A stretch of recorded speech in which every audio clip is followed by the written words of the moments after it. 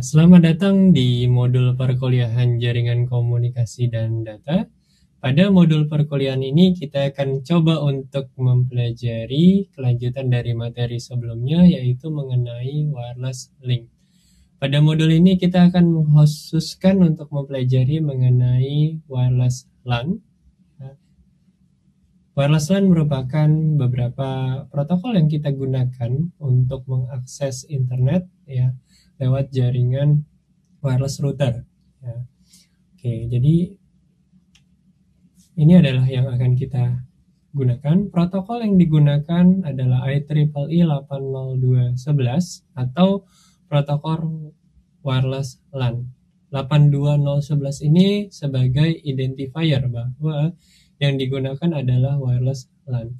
Kode-kodenya atau bisa dibilang identifiernya berbeda-beda, 4G, WiMAX, ya 802.15 ya. Jadi beberapa teknologi wireless itu ada beberapa penamaan protokolnya. Untuk wireless LAN namanya itu adalah IEEE 802.11. Oke, jadi di sini ada beberapa versi ya, ada 802.11a, 802.11b, 802.11g dan 802.11n. Bahkan yang sekarang itu sudah ada yang AX dan AC yang kecepatannya bisa sampai ke 1 gigabit per second. Masing-masing protokol ini semuanya menggunakan protokol wireless LAN, namun ada optimasi di tiap-tiap improvementnya dari A ke G ke N, itu kecepatannya jauh bertambah.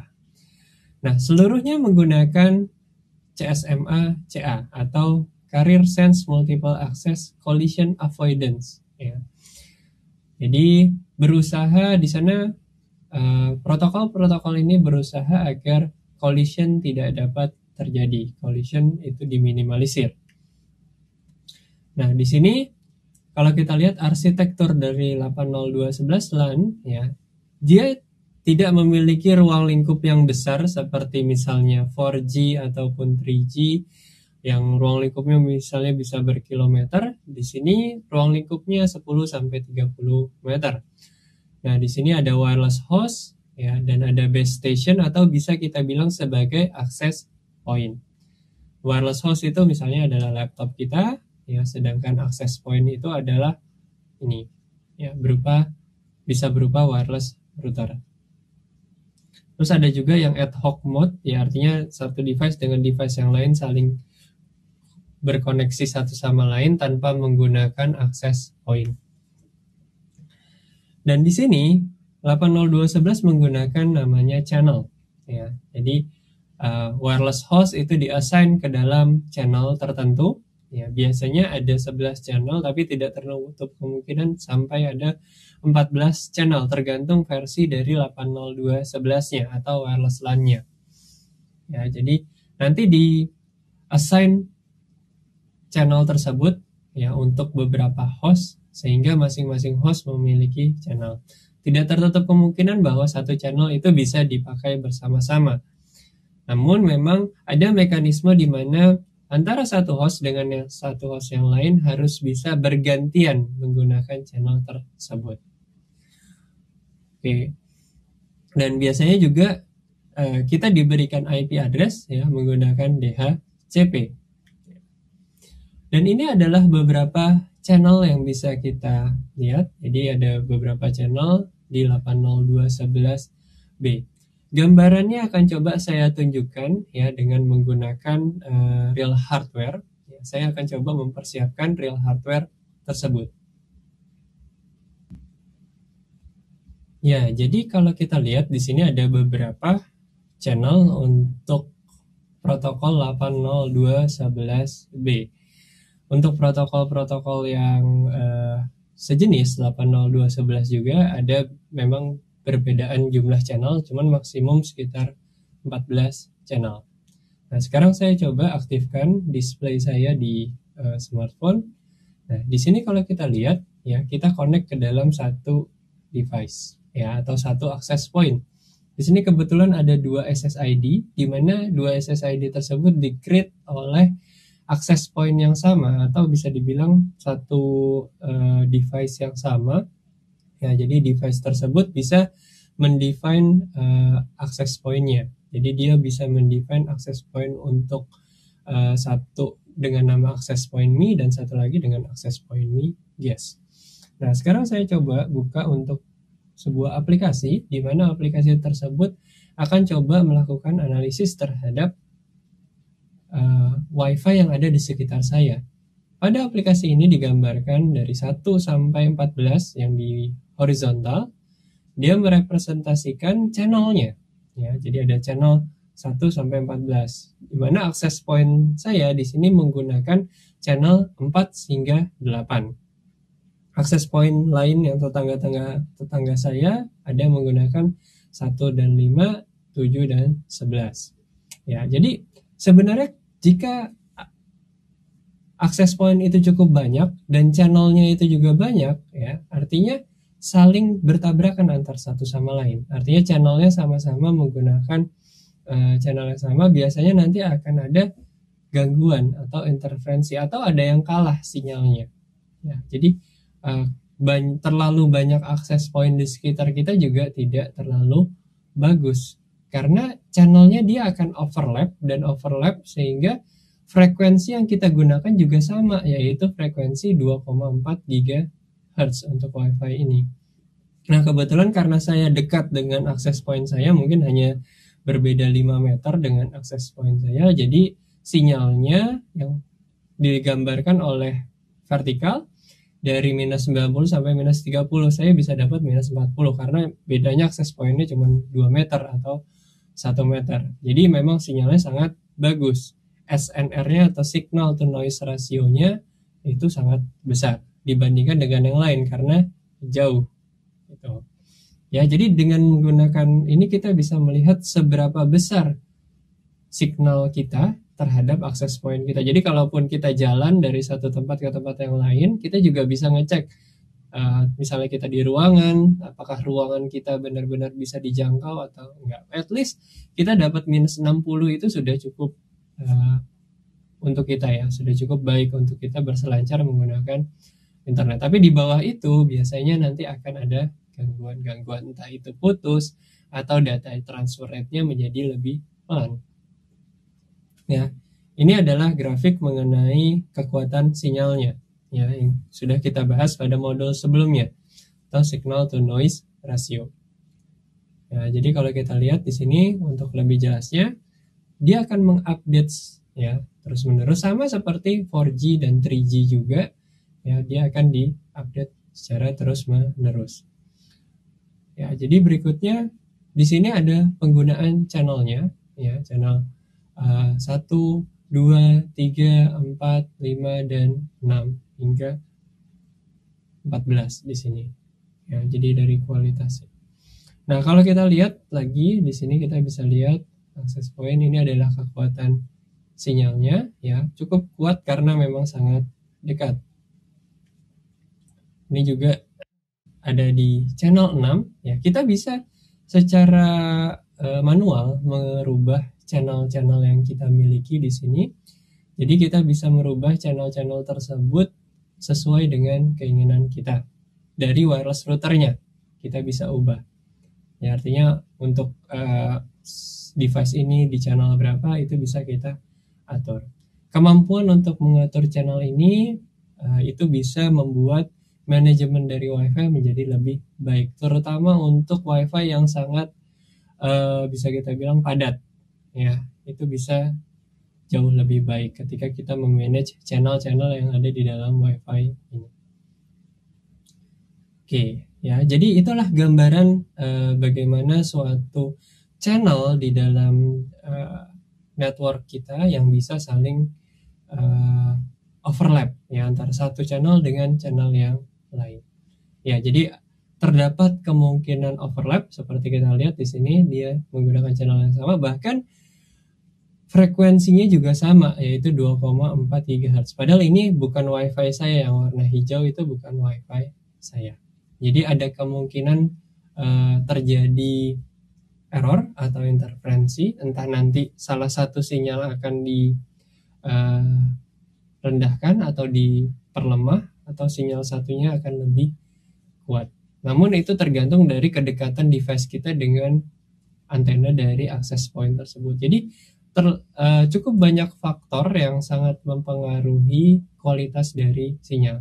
Bisa saja tembok, bisa saja jarak, bisa saja antara sinyal WiFi tetangga-tetangga saya, itu bisa menjadi salah satu faktor yang mempengaruhi kekuatan sinyal. Oke, itu adalah gambaran ya mengenai WiFi sinyal dan beserta bagaimana kita melihat sinyal WiFi tersebut ketika kita nyambung ke dalam WiFi dan kita join ke dalam network tersebut.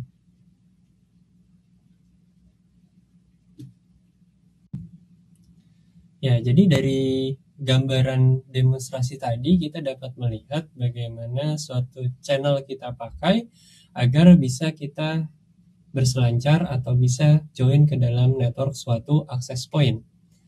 Nah, di sini pada saat kita pertama kali ya mencoba untuk connect terhadap access point, di sini kita melakukan scanning. Ya, ada namanya passive scanning dan active scanning.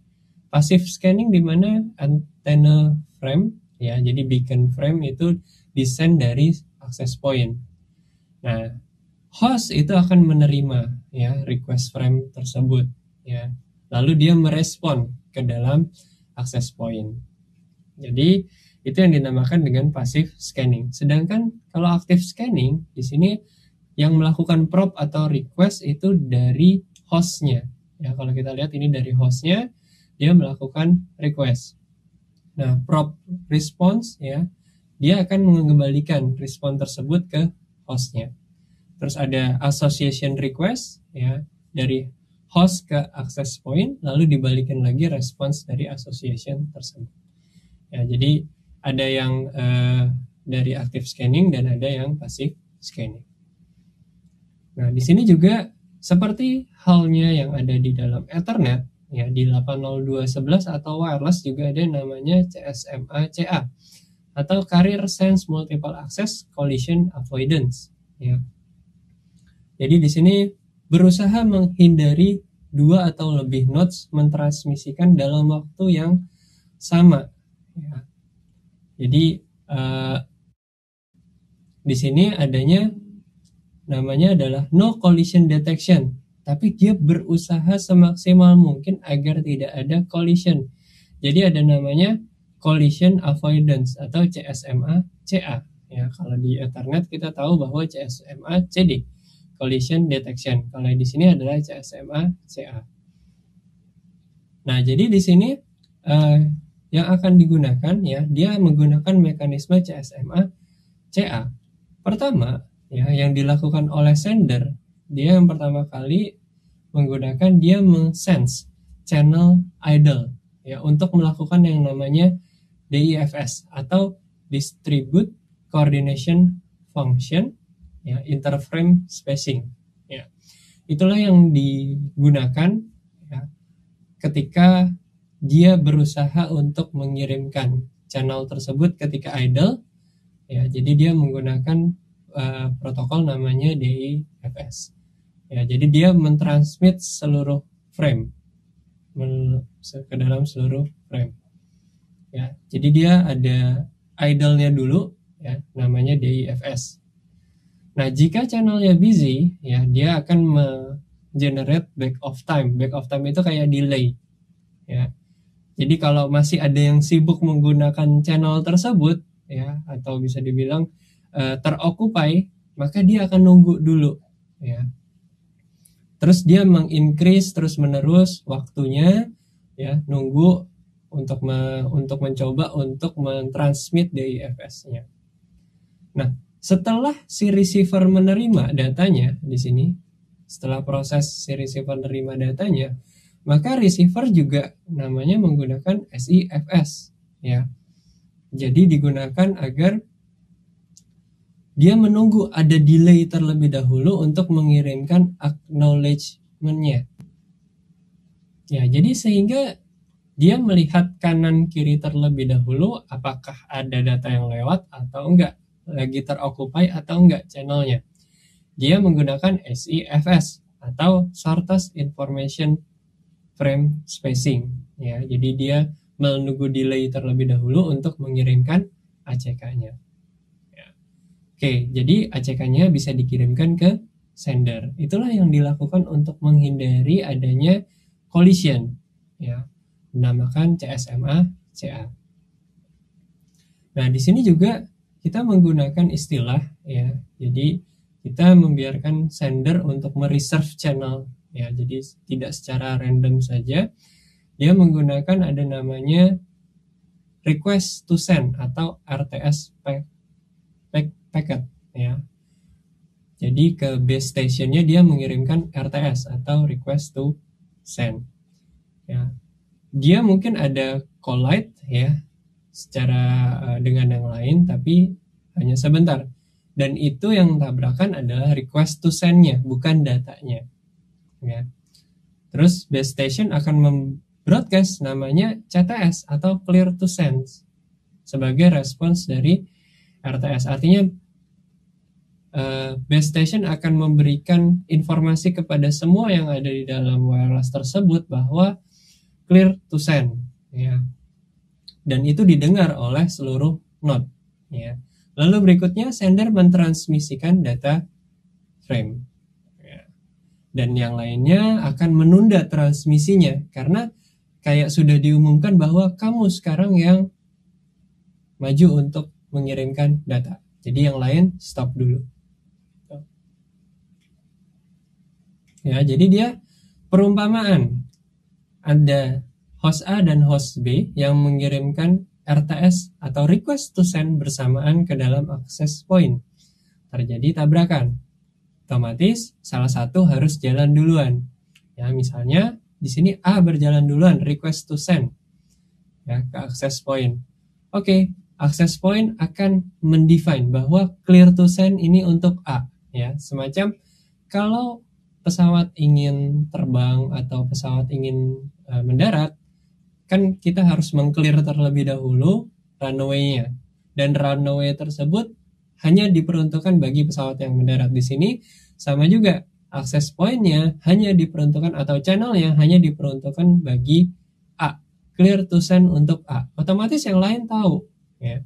Jadi yang lain atau yang B tidak melakukan pengiriman. Ya. Si B akan melakukan defer.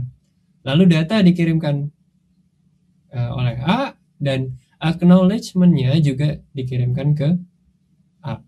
Jadi yang lain akan mendefer terlebih dahulu atau bisa dibilang ditunda terlebih dahulu agar bisa antri terlebih dahulu. Baru habis itu request to send B-nya diterima. Nah, di sini di dalam 802.11 atau wireless LAN itu ada addressing atau bisa kita bilang enkapsulasinya. Seperti di Ethernet kan juga ada enkapsulasi MAC address di sana. Di sini juga sama ya. Jadi paket-paket kita ya yang udah dibungkus dalam bentuk IP header, terus dibungkus lagi dari Ethernet header ya. Ini dibungkus di dalam yang namanya 802.11 frame. Di mana di sana ada tambahan MAC address dari wireless host ya yang akan menerima frame ini. Lalu ada juga MAC address dari wireless host atau access point yang mentransmisikan ya. Jadi yang mentransmisikan dan yang menerima itu MAC address-nya ada di dalam paket ini. Terus ada MAC address dari router interface ya, yang dimana access point tersebut attach. Ya. Nah, address 4 itu biasanya digunakan untuk ad hoc mode. Nah, jadi di sini MAC address-nya biasanya kan kita sender sama destination. Di sini ada router interface-nya juga harus ada. Ya, jadi di sini ketika di dalam satu paket ini ditransmisikan ada alamat-alamat MAC address dari address 1, ada MAC address 2 dan ada MAC address 3. Jadi di sini ada AP-nya, terus ada host-nya, ada receiver MAC address-nya. Ya. R1 itu ya bisa dibilang adalah routernya di sini. H1 MAC address itu adalah host-nya di sini. Terus access point MAC address adalah access point MAC address dari access point tersebut. Ya, jadi addressingnya yang tadinya mungkin tidak terlalu banyak, ya di sini ada MAC address routernya. Ya, di sini juga dari access point ini ke router, ya dia ada R MAC address dan H MAC address atau host MAC address, source MAC address dan destination MAC address. Ya. Ini 8023 frame, ya, sedangkan yang ini 80211 frame. Jadi kalau kita bisa lihat ada perbedaan di sini ada 3. Jadi itu source, destination, dan juga access point-nya atau routernya di sini. Di sini routernya. Router atau bisa dibilang destination-nya, terus source-nya dan access point-nya. Jadi access point-nya berperan sekali di sini untuk menghantarkan data tersebut. Nah, ketika dia misalnya di sini menggunakan Ethernet ya, jadi dia ya udah seperti biasa, destination MAC address dan source MAC address. Ya, jadi kalau kita lihat di sini duration ini ya bisa kita bilang transmission time untuk RTS atau CTS, request to send atau clear to send-nya. Terus di sini ada frame sequence untuk reliable data transfer.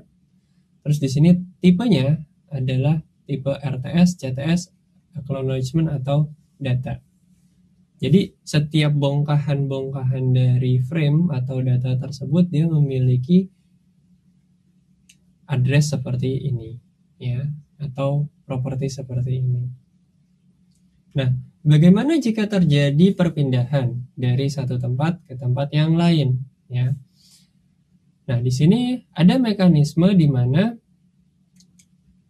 di sini dia harus tetap berada di dalam IP yang sama. Jadi dia pindah station, namanya handover. Ya. Dia pindah station dari satu titik yang ini, terus dia jalan ke titik yang lain. Ya, kayak kita bawa HP saja, pindah dari satu access point ke access point yang lain. Nah, di sini kalau kita lihat dia pindah dari satu tempat ke tempat yang lainnya. Nah, dia berusaha switch-nya untuk bisa self-learning, ya. Switch will see frame dari H1, dia meremember, terus dia akan switch, ya, ke dalam base station yang lain, ya. Nah, di sini juga tadi yang saya bilang, ketika kita menggunakan mobile, ya, maka dia akan berusaha untuk mendapatkan error yang paling kecil, ya. Namun bisa kita bayangkan bahwa kecepatannya pun akan berkurang. Jadi ketika dia bergerak misalnya SNR akan berkurang, ya. Ketika SNR berkurang maka bit error rate-nya, ya, itu akan naik atau error yang terjadi pada datanya itu akan naik, ya. Ketika error pada datanya akan naik, otomatis dia mau nggak mau harus melakukan switch, ya, ke kecepatan yang lebih rendah atau modulasi yang lebih rendah. Di sini ada beberapa modulasi, PAM 256, 16, dan BPSK. Jadi kalau SNR-nya ini besar, misalnya dia antara 20 sampai 30 desibel, ya. Nah, di sini ketika dia 20 desibel dan menggunakan QEM 256, maka bit error rate-nya itu adalah 10 pangkat minus 1, ya. Itu cukup besar, ya. Kalau bit error rate besar, otomatis data yang ditransfer juga tidak sempurna atau tidak bisa digunakan, ya. Cara yang paling baik adalah merubah dengan menggunakan metode modulasi yang lebih pelan, ya, atau yang lebih singkat dengan QEM 16 misalnya. Di sini dia antara 10 sampai 20 desibel. Paling kecil, ya, sekitar 10 desibel dia BER-nya 0,1, ya, atau 10 pangkat minus 1. Tapi dia masih bisa dengan 4 megabit per second tersebut ya. Dan jika SNR-nya turun lagi ya, maka dia akan berpindah lagi gitu. Jadi misalnya dari 0 sampai 10 desibel SNR-nya. SNR itu bisa berubah kalau kita jalan ya, kalau kita jalan atau berpindah atau ada halangan di depan kita. SNR itu akan berpengaruh. Dia akan memperkecil modulasinya ya, kuadratur modulasinya akan dia perkecil lagi. Jadi misalnya 1 Mbps. Jadi frame-nya akan lebih sedikit lagi. Nah, hal ini akan membantu dia untuk bisa tetap terkoneksi namun dengan kecepatan yang rendah. Itulah yang kita rasakan ketika misalnya kita jauh dari base station, kecepatan internet kita melambat ya. Terutama karena jauhnya, SNR-nya turun ya atau mengecil. Ya, namun kita dipaksa atau terus diusahakan agar data kita masih bisa dikirimkan walaupun itu hanya dalam rate yang kecil. Nah, di sini juga ada namanya power management, ya, node ke dalam access point. Ya, jadi bisa juga beberapa mekanisme untuk menghemat daya, terutama di smartphone. Biasanya dia mematikan WiFi-nya. Ya, jadi agar WiFi tersebut tidak menerima signal terus-menerus, sehingga baterai dari smartphone tersebut bisa dimaksimalkan atau bisa dioptimalisasi. Oke, jadi itu saja yang merupakan gambaran dari mengenai wireless links dan wireless LAN. Mudah-mudahan apa yang saya jelaskan bisa bermanfaat untuk kalian semua. Oke, terima kasih atas perhatiannya.